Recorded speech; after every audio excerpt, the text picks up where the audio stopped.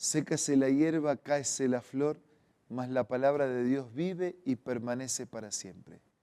Por esta razón nos encontramos día tras día para hacer una lectura reflexiva de la Biblia, capítulo tras capítulo, en este espacio que llamamos Reavivados por su palabra.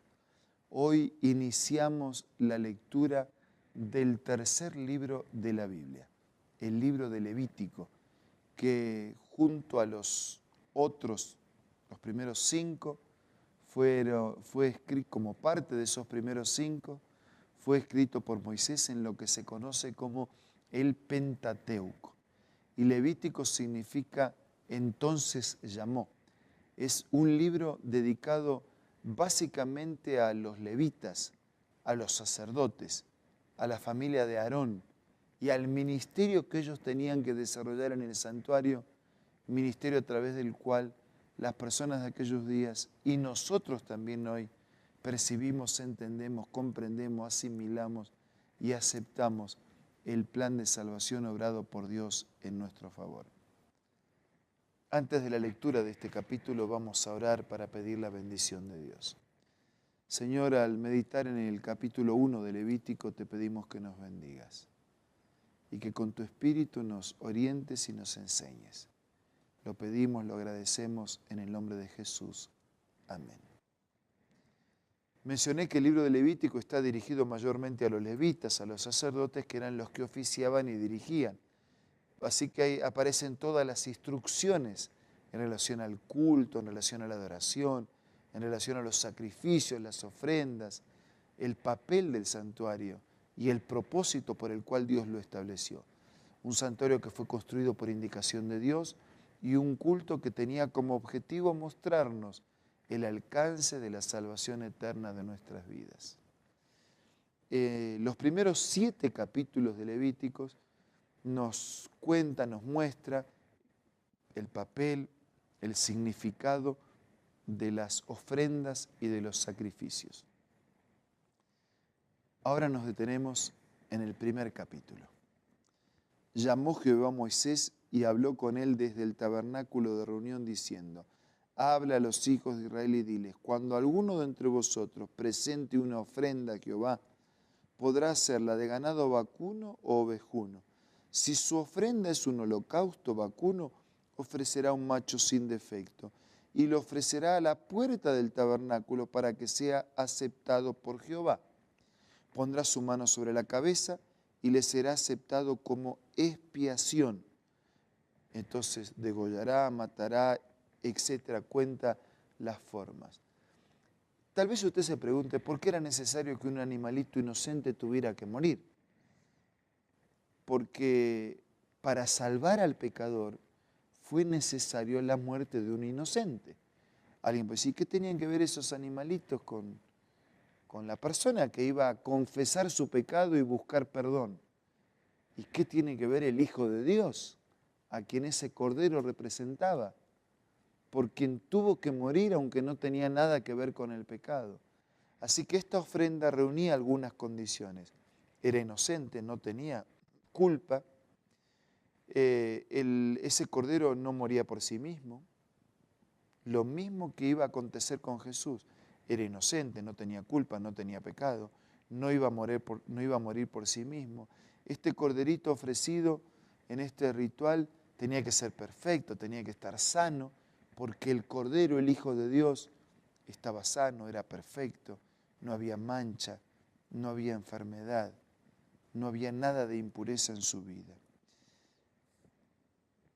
Nosotros tenemos en estos primeros pasajes entonces la descripción de ese sacrificio que incluía el ofrecimiento, la ofrenda, que incluía el altar, versículo 9, que incluía, dice, el lavarlo, él lavará con agua el interior de ese animal y el sacerdote lo quemará todo sobre el altar.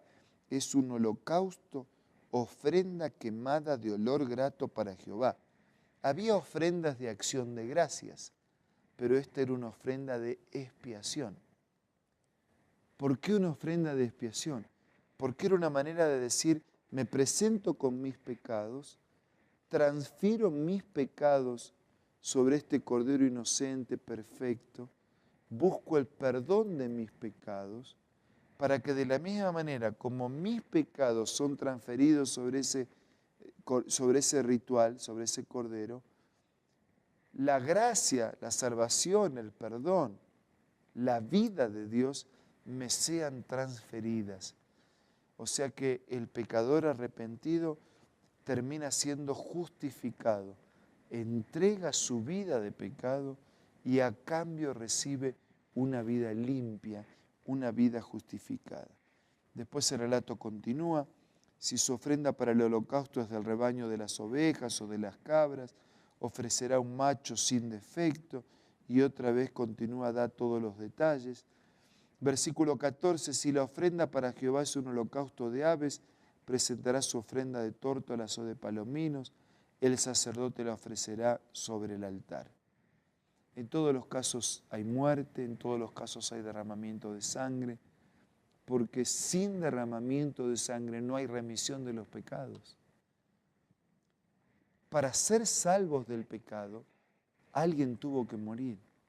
Y todos estos rituales apuntaban para mostrar el gran sacrificio del Cordero, del Hijo de Dios. Sin derramamiento de sangre no hay remisión de los pecados. Dos características esenciales debían darse en aquel que ocuparía mi lugar de pecador. En primer lugar, tenía que tener vida propia, y Jesús tenía vida propia. Y en segundo lugar, no tenía que tener pecado. Y Jesús con vida propia puso poner su vida en favor del pecador, y con una vida sin pecado pudo expiar, pudo pagar por los pecados de los pecadores. El fuego consumía totalmente esa ofrenda colocada en el altar, y Jesús se ofreció a sí mismo completamente, como un sacrificio por nosotros. Y ese poner la mano sobre la cabeza del animal identificaba al oferente con la víctima sacrificial, de tal modo que ésta lo sustituía. Al colocar las manos estoy diciendo, estoy transfiriendo mis pecados y ese corderito me está sustituyendo. Es lo que Cristo hace por nosotros. Al confesar nuestros pecados, estamos transfiriendo nuestros pecados y Él está ocupando mi lugar, cargándolo sobre sí. Por eso Isaías dice que Él cargaría con los pecados de todos y que como oveja sería llevado al matadero. Él es la ofrenda que fue sacrificada por nosotros, por nuestra redención, por nuestra salvación.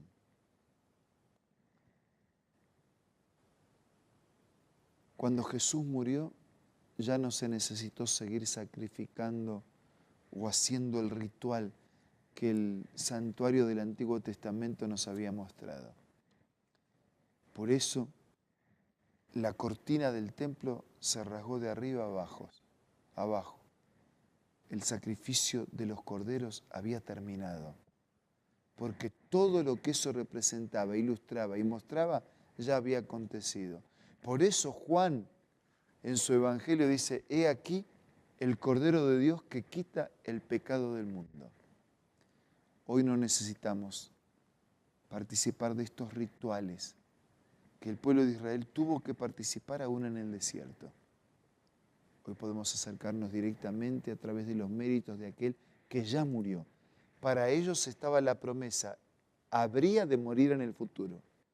Para nosotros ya está la realidad, ya murió.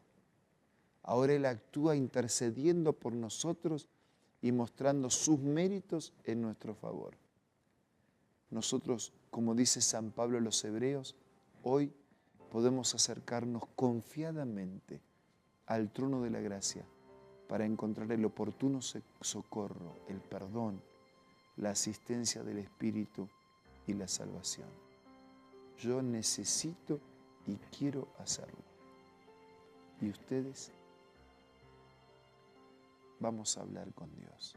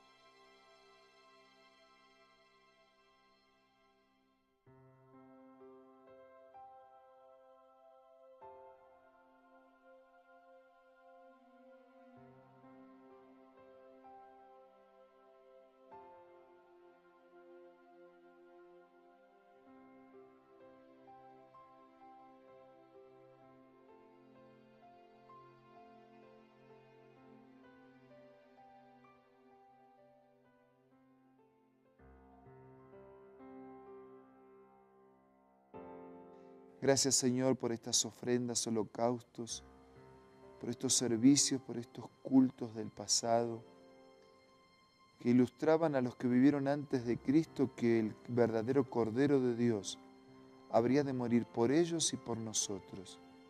Ellos tenían que mirar hacia adelante, nosotros miramos hacia atrás y vemos ambos en la cruz a Jesús ofreciéndose por nosotros.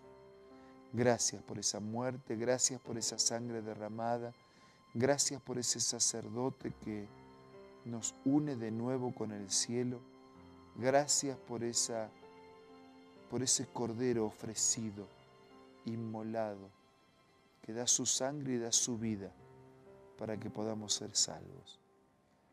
Como el apóstol Pablo diría después, el que no escatimó de darnos ni a su propio Hijo, ¿cómo no nos dará también con Él todas las demás cosas? Señor, danos en Jesús todo lo que necesitamos para la vida presente y eterna. Asumimos contigo un compromiso de fe, de amor y de fidelidad. Oramos agradecidos en el nombre de Jesús. Amén. Jesucristo, el Verbo viviente, es el único medio de salvación. Él es el centro del pensamiento de nuestra vida, la fuente y la autoridad de la doctrina. El principal propósito de la vida de Cristo fue la obediencia a los mandamientos, exaltando la ley de Dios como un reflejo de su carácter. El principal mensaje a ser predicado en el mundo, basado en Apocalipsis 14, está representado por 3 ángeles llevando el Evangelio eterno al mundo entero. Este mensaje se basa en los encantos inigualables de Cristo y declara que la hora del juicio ha llegado y llama a obedecer los mandamientos de Dios. Mediante su palabra, Dios ha comunicado a los hombres el conocimiento necesario para la salvación. Las Santas Escrituras deben ser aceptadas como dotadas de autoridad absoluta y como revelación infalible de su voluntad. Y aunque el canon de las Escrituras inspiradas está cerrado, el Espíritu Santo continúa iluminando, amonestando y confortando al pueblo de Dios a través del testimonio de Jesús, el Espíritu de profecía. El camino a la vida se traza a través de un camino angosto que debe ser recorrido con confianza, las promesas que Dios dejó a hombres y mujeres fieles que dedicaron sus vidas hasta la muerte por el Evangelio eterno. Los fundadores de la Iglesia soñaron con el día en que la revelación sería una realidad en sus vidas. Miraron con los ojos de la fe aquel día glorioso cuando finalmente la promesa sería cumplida en la venida magistral de Jesucristo a esta tierra para recompensar a cada uno según sea su obra.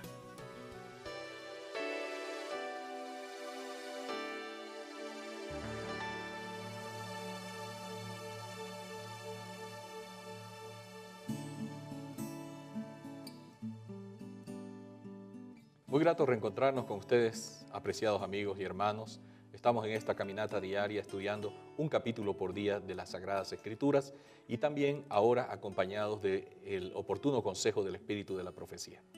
Está con nosotros el pastor Bruno Razo para complementar este estudio que ya en la primera parte él mismo nos ha presentado y ahora trae las citas del Espíritu de Profecía. Bienvenido, pastor. Muchas gracias, pastor Eber. Aquí estamos hemos iniciado hoy nuestra lectura, nuestra reflexión sobre el libro de Levítico, el tercer libro de la Biblia. Fue escrito también por Moisés, como ya hemos dicho. Está basado en el ministerio de los sacerdotes, en los servicios, en los cultos, en los sacrificios y todo lo que eso representaba. Algunos hablan de Levítico como el embrión del Evangelio, para ilustrarnos todo lo referente al sacrificio de Cristo en relación a la redención de nuestros pecados. Así que nos internamos, si te parece bien. Por supuesto. En el capítulo 1. Claro que sí. Y ya tenemos nosotros una pregunta, porque inmediatamente que revisamos las páginas de Levítico capítulo 1, que ahora nos toca, nos damos cuenta que hay bastantes servicios y una palabra que se repite mucho, el holocausto, ¿no? ¿Cuál era la ley de los holocaustos? En realidad quisiéramos saber cuál era la importancia del holocausto en sí.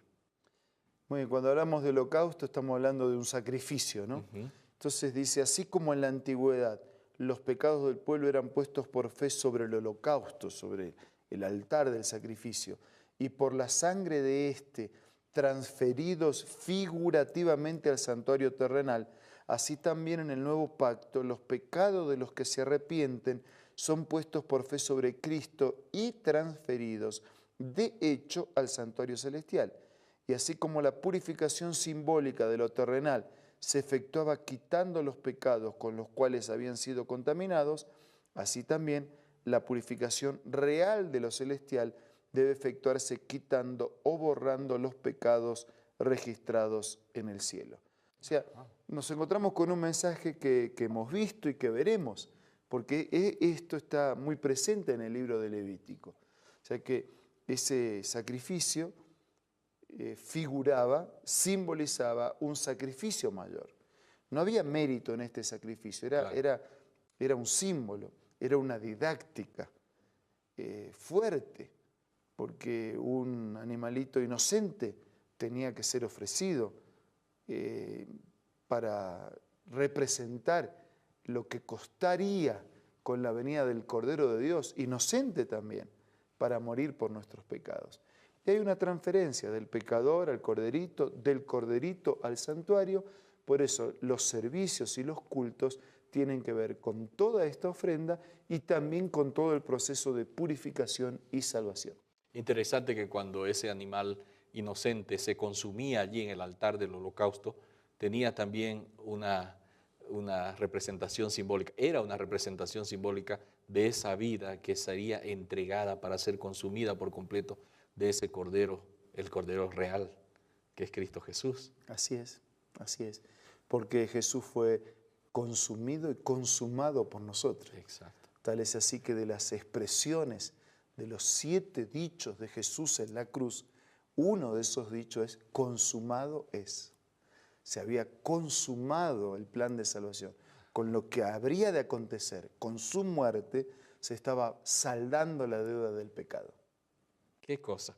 Pues bien, entonces vamos a adentrarnos un poquito más. ¿Por qué razón práctica se realizaban estos holocaustos? Muy bien, el mismo libro Patriarcas y Profetas, Elena de White escribió: el servicio diario consistía en un holocausto matutino y otro vespertino, uno en la mañana, otro en la tarde.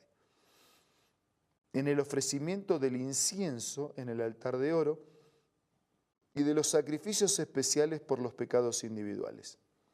Además había sacrificio para los sábados, las lunas nuevas y las fiestas especiales.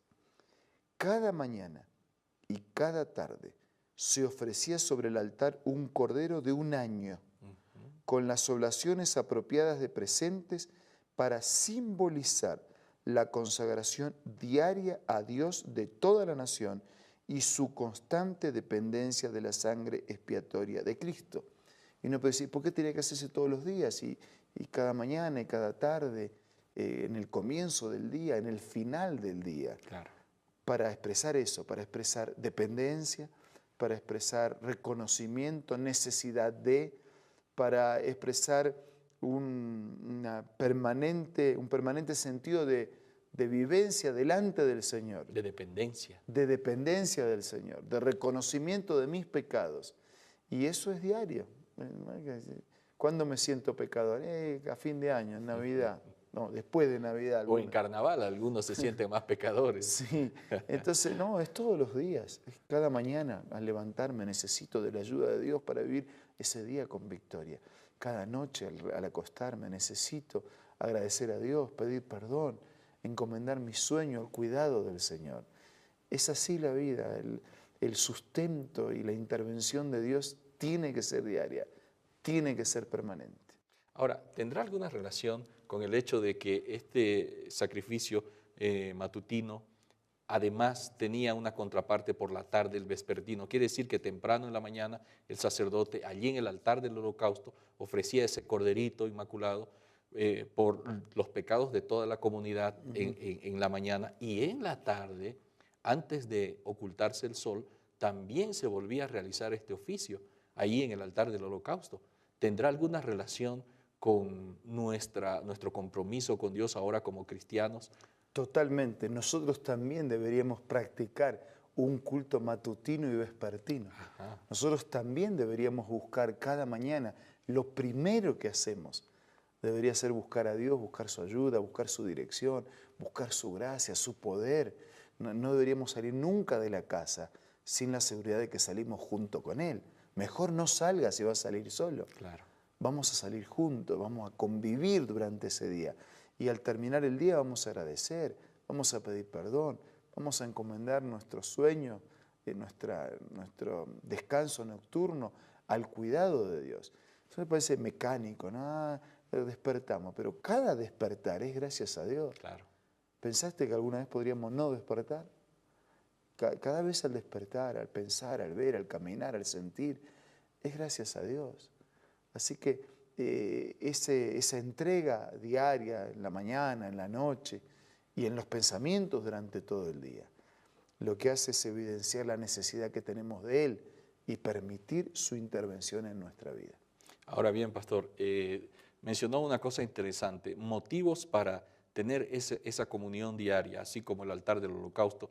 Podría ser tal vez, bueno, en la mañana sería pedir la conducción de Dios porque hay muchos desafíos, el trabajo, Por delante. las actividades por delante. Y en la noche, gratitud, porque quién sabe, uno sale y cualquier cosa puede sucederle, pero no, estamos llegando a casa, nos reunimos con la familia, estamos con vida, así que hay un momento para decirle al Señor, gracias por todas las cosas que me diste en este día. Sí, exactamente. Aunque la mañana también puede incluir gratitud por el Claro. cuidado de la noche, pero es un encomendarse al Señor para actuar juntos durante ese día. Y en la noche es agradecerle al Señor porque Él actuó junto a nosotros durante ese día. Es encomendarnos al cuidado de la noche, es también reflexionar y pedir perdón por Sin lo duda. que no hicimos bien, por lo bueno que dejamos de hacer o por lo malo que hicimos o por haber cortado la relación con Él. Así que hay también una presentación de pedido de perdón, de arrepentimiento delante del Señor, de confesión. ¿Sería bueno reunir a la familia para este momento? Totalmente. Es lo que se conoce como el culto de familia. Un momento, aunque sea breve, un pasaje de la Escritura, un canto, una oración, un pedido. Los chicos pueden participar a su manera. Este es un momento sublime. Y el padre es el sacerdote de la familia. Qué interesante idea. Amigos, con esa idea nosotros retornamos enseguida después de estos consejos. Hola, ¿alguna vez escuchaste acerca de un culto matutino, vespertino o cuál es la importancia de eso? Te invito a escuchar el siguiente pasaje. Los padres creen que no disponen de tiempo para el culto matutino o vespertino. No pueden invertir unos momentos en dar gracias a Dios por sus abundantes misericordias, por el bendito sol y las lluvias que hacen florecer la vegetación y por el cuidado de los santos ángeles. No tienen tiempo para orar y pedir la ayuda y la dirección divinas y la permanente presencia de Jesús en el hogar. Salen a trabajar como va el buey o el caballo, sin dedicar un solo pensamiento a Dios o al cielo. Poseen almas tan preciosas que para que no sucumbieran en la perdición eterna, el Hijo de Dios dio su vida por su rescate. Sin embargo, tienen muy poco aprecio por las grandes bondades del Señor. Este y otros consejos muy importantes usted lo puede conseguir en el libro Patriarcas y Profetas, escritos por Elena G. de White. Le invito a que usted adquiera y no se pierda este hermoso material de su biblioteca personal. Visite la página www.aces.com.ar o visite una iglesia adventista del séptimo día más cercana de su hogar. También puede hacerlo descargando la aplicación Elena G. de White del App Store o del Play Store. El culto en la familia, qué importante. Vamos a recibir una invitación especial a través de las palabras del pastor Bruno Razo y terminamos con la oración. Comience el día con Dios. En lo posible, comience el día en familia con Dios. Termine el día en familia con Dios. Viva todo el día con Dios. Ahora vamos a agradecerle a Dios. Gracias, Señor, por aquellos servicios del pasado que ilustraban, que simbolizaban y que anticipaban tu sacrificio en nuestro favor. Ayúdanos a nosotros también a buscarte en la primera hora de cada día, a darte la prioridad en nuestro inicio de jornada, a darte la prioridad en el transcurso de la jornada y a darte la prioridad en el cierre de la jornada. Que donde nos sea posible podamos hacerlo en familia y que juntos crezcamos haciendo tu voluntad y preparándonos para tu reino. Toma a cada uno de nosotros. Te lo pido y te lo agradezco en el nombre de Jesús. Amén. Amén. Y con ustedes, amigos, el compromiso, pero a la vez la invitación. Nos encontramos nuevamente el día de mañana, mediante la bendición de Dios, aquí en la Nuevo Tiempo, reavivados por su palabra y creed en sus profetas. Hasta pronto.